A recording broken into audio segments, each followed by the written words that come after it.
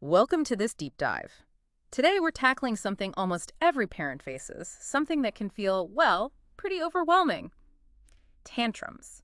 We've got some really insightful material here, and our goal really is to dig into it, pull out the practical gems, and help you understand and respond to these emotional storms with more calm, more connection. And what's really striking about this material is how it completely reframes tantrums. It's very Really? clear they aren't, deliberate misbehavior, they're communication. Hmm. Basically, when a child's brain gets flooded with emotion, the part that handles reasoning and impulse control, the prefrontal cortex, just kind of goes offline It's temporarily. offline. Yeah, it's like a circuit breaker. It's not a conscious choice. It just Yeah. happens, leading to what looks like, well, an explosion. Okay, so let's unpack that. If it's communication, not misbehavior, does that mean the goal shifts? We're not trying to just stop the tantrum anymore. Exactly. That's the core shift.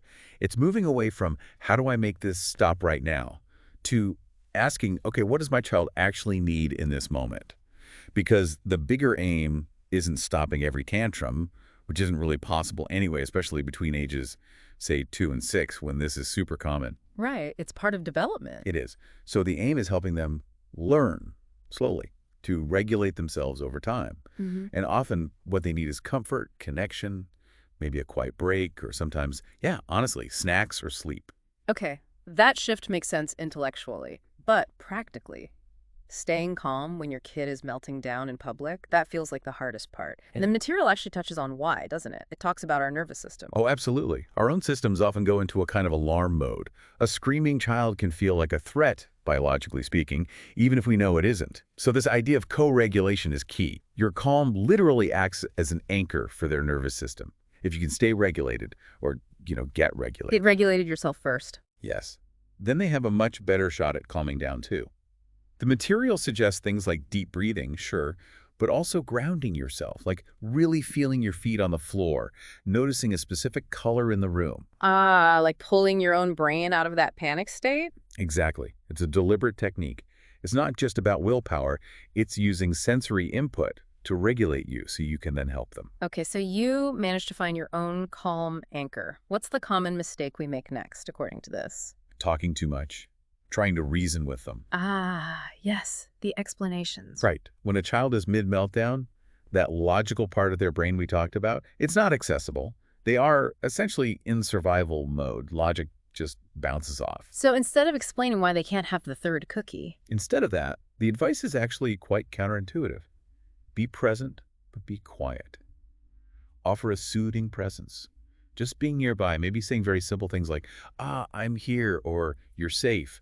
Take your time. it feels like doing nothing, maybe. It can feel that way, but it's incredibly powerful signaling. You're non-verbally communicating. Your big feelings don't scare me. I can handle this with you. I'm staying here. That's huge. That leads nicely into another strategy you mentioned, which is about acknowledging the feeling, not necessarily validating the behavior itself. How does that work? Yeah, this is really about connection. So instead of jumping straight to stop screaming or Yeah. don't hit, you first connect with the emotion underneath.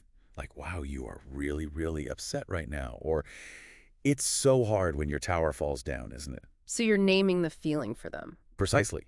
It helps them feel seen, understood. Even if the way they're expressing it isn't okay, like hitting or throwing, Okay. you validate the feeling first. Okay. Then later, once they're calm, once that prefrontal cortex is back online, that's when you can talk about the behavior. Hitting isn't okay, even when you're mad. What can we do instead next time? And that validation builds empathy too, I imagine. Absolutely. You're modeling it. They learn how to understand and respond to feelings their own and others. So we've got staying calm, not talking too much, acknowledging the feeling. How do we put this together more proactively? The material mentions a calm down plan. Yes, this is a really practical takeaway. The idea is to create a plan before a tantrum even starts. When things are calm, at home, this might look like a designated peace corner or quiet space. Nothing fancy, maybe just some pillows, soft blankets, a few quiet books, or a favorite stuffed animal. And importantly, it's not a timeout, right? Not a punishment. Crucially, no. It's framed as a supportive space they can choose to go to when feelings get too big. A helpful tool, not a consequence. The material even suggests involving your child in creating it, picking out the pillows, deciding what goes in there, That gives them ownership. Makes sense. And what about when you're out and about? No calm corner at the supermarket. Right. So when you're out, the plan might be simpler. It could be a pre-agreed phrase you use, like, let's take a breath together, or a physical anchor, like offering your hand to hold a gentle squeeze, or having a small comforting object they can hold on to. Something predictable. Okay, so you have a plan, you navigate the storm using these strategies. What about afterwards? Once everything's calm again, is it just move on? The material really emphasizes the importance of not just moving on without reflection. Once the child is genuinely calm and regulated again, not immediately after, but maybe later that day. When they're receptive. Exactly. Hmm. Then you have a gentle chat. It's not about blame or interrogation. It's more like, wow, that was really tough earlier when we had to leave the park, wasn't it? You were so mad. Hmm. You recap what happened from an emotional perspective. And then, this is key, you ask collaboratively, next time you feel that big mad feeling coming, what do you think might help you feel a little bit better? Ah, so you're problem solving together. Yes. It builds their self-awareness. They start to recognize their triggers and think about coping strategies. And doing it with love and connection makes them feel safe, bringing those messy feelings to you in the future.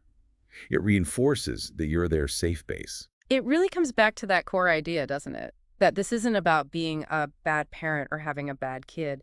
It feels important to reiterate that. It's so important. This is a normal, albeit challenging part of brain development. Yeah. Shifting our internal question is powerful.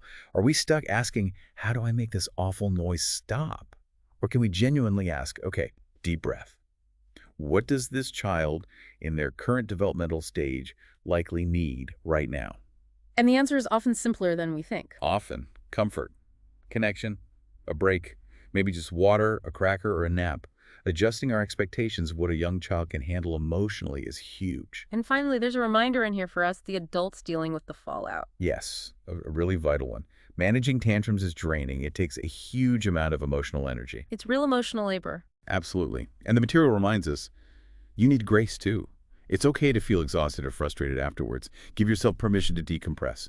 Take a few minutes. Yeah. Because it's ultimately your calm presence, your patience, your ability to offer love, even in those really hard moments, that teaches them far more than any lecture ever could. You're building their long-term resilience. Wow. We've definitely moved beyond just ignore it or give in. This has been incredibly insightful, really practical, compassionate advice. Understanding tantrums as this form of physiological communication, it really changes the game, doesn't it? It empowers us to respond differently, with calm, with connection. It really does. And if you zoom out, it's not just about getting through the toddler years or surviving a tantrum. It's about laying a foundation of emotional security, of self-awareness, teaching kids that all feelings, even the really big, messy, uncomfortable ones, are okay, they're manageable, and they don't have to go through them alone. So maybe the question for you listening is, what new perspective could you bring to one of those challenging moments, seeing it less as a problem to be instantly solved and more as, well, a complex signal to try and understand and maybe, just maybe, an opportunity to connect on a deeper level?